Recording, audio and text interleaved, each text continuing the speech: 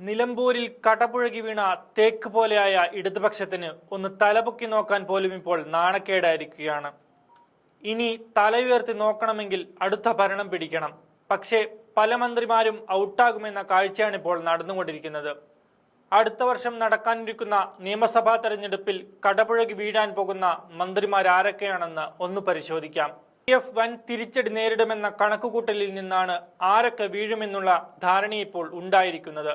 ഊതിപ്പെരിപ്പിച്ച ഭരണനേട്ടങ്ങൾ PR വർക്കിലൂടെ കൊട്ടിഘോഷിച്ച് നടക്കുമ്പോഴും വാഴ്ത്തുപാട്ടുകൾക്കിടയിൽ പൊട്ടിത്തകർന്നു വീഴുന്നത് ആരൊക്കെയാണെന്ന് നോക്കാം. ആദ്യത്തേത് സംശയമൊട്ടുമില്ലാതെ പറയാം, വന്യജീവി വകുപ്പ് മന്ത്രി AK ശശീന്ദ്രൻ.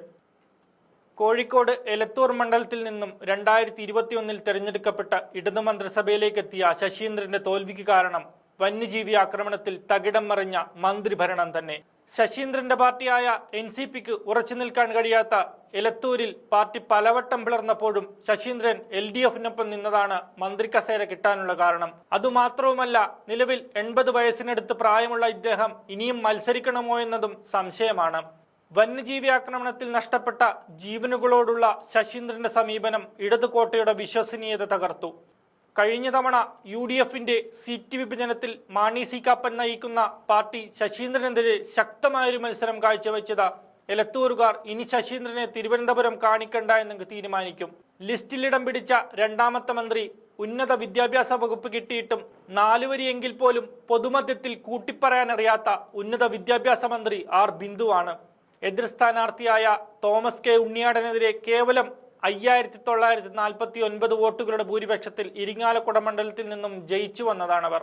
എതിർ സ്ഥാനാർത്ഥിയായ തോമസ് K ഉണ്ണിയാടനെതിരെ കേവലം 5949 വോട്ടുകളുടെ ഭൂരിപക്ഷത്തിൽ ഇരിങ്ങാലക്കുട മണ്ഡലത്തിൽ നിന്നും ജയിച്ചു വന്നതാണവർ. വിദ്യാഭ്യാസ നയത്തിൽ അവരെടുത്ത നിലപാടുകൾ അവർക്കെതിരെ തന്നെ തിരിഞ്ഞുകൊത്തുമെന്ന കാര്യത്തിൽ സംശയമില്ല. സർവകലാശാല നയത്തിൽ അവരുടെ നിലപാടുകളെല്ലാം അമ്പെ പരാജയമായിരുന്നു. അതുകൊണ്ട് തന്നെ ഉന്നത വിദ്യാഭ്യാസത്തെ എത്രയും താഴെ തട്ടിലേക്ക് തള്ളിവിട്ട അവരെ ജനം പുറത്തു കളയാൻ സാധ്യതയേറെയാണ്. ഇന്ത്യൻ നാഷണൽ ലീഗിനെ പ്രതിനിധീകരിച്ച കോഴിക്കോട് സൗത്തിൽ ഇന്ത്യൻ യൂണിയൻ മുസ്ലിം ലീഗിലെ അദ്വക്കറെ നൂർ ബീനക്കെതിരെ വിജയിച്ച അഹമ്മദ് ദേവർകോവിലാണ് തോറ്റു തൊപ്പിയിടാൻ സാധ്യതയുള്ള അടുത്ത മന്ത്രി. പിണറായിയുടെ രണ്ടാം ഭരണത്തിന്റെ ആദ്യ 2.5 കൊല്ലം തികച്ച ഈ മന്ത്രിക്ക് അടുത്ത തവണ MLA കസേര പോലും കിട്ടില്ലെന്നുറപ്പാണ്. മുസ്ലിം ലീഗിന്റെ പൊന്നാപുരം കോട്ടയായ താനൂരിൽ നിന്നും തോറ്റില്ല എന്ന മട്ടിൽ വിജയിച്ച V അബ്ദുൾ റഹ്മാൻ ഇനിയൊരു മത്സരത്തിനില്ല എന്ന് പറഞ്ഞെങ്കിലും നിന്നാൽ തോൽക്കുമെന്നുറപ്പാണ്. അവിടെ മുസ്ലിം ലീഗിന്റെ സ്ഥാനാർത്ഥിയാകാൻ ഒരുങ്ങി നിൽക്കുന്ന PK ഫിറോസ് തൂത്തുവാരുമെന്നാണ് കണക്കുകൂട്ടൽ. തിരുവനന്തപുരത്ത് നിന്നും മത്സരിച്ച ആന്റണി രാജു അഹമ്മദ് ദേവർകോവിലിനെ പോലെ 2.5 വർഷക്കാലം മന്ത്രിക്കുപ്പായമിട്ട് ഇനിയിപ്പോ തോൽവി അറിയാനുള്ള തിടുക്കത്തിലാണ്. ഇവർക്കു പുറമെ OR Kelu, Veena George, V Sivankutty എന്നിവർ CPMന്റെ 2 ടേം പൂർത്തിയാക്കിയതിനാൽ മത്സരരംഗത്തുണ്ടാവാൻ സാധ്യത കുറവാണ്. പിന്നെ വീണ തകർത്ത ആരോഗ്യ മേഖല ഇനി വീണയെ കാക്കില്ലെന്നുറപ്പാണ്. അത്രയും വലിയ പ്രതിഷേധങ്ങളാണ് വീണയ്ക്കെതിരെ നടക്കുന്നത്. മാത്രവുമല്ല, ആശമാരുടെ സമരം വീണയുടെ കസേര തെറിപ്പിക്കുമെന്ന കാര്യത്തിൽ സംശയമേ വേണ്ട. ഇടുക്കി മലയോര മേഖലയിൽ നിന്നും മന്ത്രിക്കുപ്പായത്തിലേക്ക് കയറി കർഷകരെയും തൊഴിലാളികളെയും വഞ്ചിച്ചുവെന്ന ചീത്തപ്പേര് നിലനിൽക്കെ ഇത്തവണ റോഷി അഗസ്റ്റിൻ പൊട്ടിപ്പാളീസാകാനുള്ള സാധ്യതയും വിരളമല്ല. മാത്രവുമല്ല, കഴിഞ്ഞ തവണ ഈ CPMന് അവിടുത്തെ ക്രൈസ്തവ വോട്ട് ബാങ്ക് തുണച്ചെങ്കിൽ ഇത്തവണ ഈ മാണി ഗ്രൂപ്പ് നേതാവിന് ആ പിന്തുണയുണ്ടാകാൻ സാധ്യതയില്ല.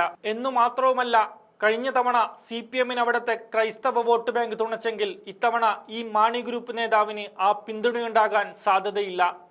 പാലക്കാട് ചിറ്റൂരിൽ നിന്നുള്ള K കൃഷ്ണൻകുട്ടിയാണ് ഏറെ പ്രതിസന്ധി നേരിടുന്ന മറ്റൊരു മന്ത്രി. കുടിവെള്ളക്ഷാമമുള്ള ജില്ലയിൽ ബ്രൂവറി സ്ഥാപിക്കാനുള്ള ഇടത് സർക്കാരിന്റെ നയങ്ങൾ മന്ത്രിക്കെതിരെ തിരിയാനുള്ള സാധ്യതയുമുണ്ട്. ഈ പറഞ്ഞതെല്ലാം LDF ഘടകകക്ഷികളിൽ നിന്നുള്ള മന്ത്രിമാരുടെ തോൽവിയാണെങ്കിൽ യഥാർത്ഥത്തിൽ ഇടതു പാർട്ടി വീഴാൻ പോകുന്നത് വ്യവസായ മന്ത്രിയായ P രാജീവ് കളമശ്ശേരിയിലും എക്സൈസ് മന്ത്രി MB രാജേഷ് തൃത്താലയിലും നേരിടാൻ പോകുന്ന തോൽവി. ഈ തോൽവികൾ സമ്മാനിക്കുന്നത് തങ്ങളുടെ വാപ്പയറ്റുകൊണ്ട് മാത്രം എന്നും ജനങ്ങളുടെ കണ്ണിൽ പൊടിയിടാമെന്ന ധാരണയുടെ പൊളിച്ചെഴുത്തുകൂടിയാണ്. കേരളത്തിൽ UDF തരംഗം നിലനിൽക്കുന്നത് കൊണ്ട് തന്നെ അടുത്ത അസംബ്ലി തെരഞ്ഞെടുപ്പിൽ 63 സീറ്റ് കോൺഗ്രസ് ഒറ്റയ്ക്കും മറ്റ് ഘടകകക്ഷികൾ വഴി 100-നടുത്ത് സീറ്റാണ് UDF ഉറപ്പിക്കുന്നത്.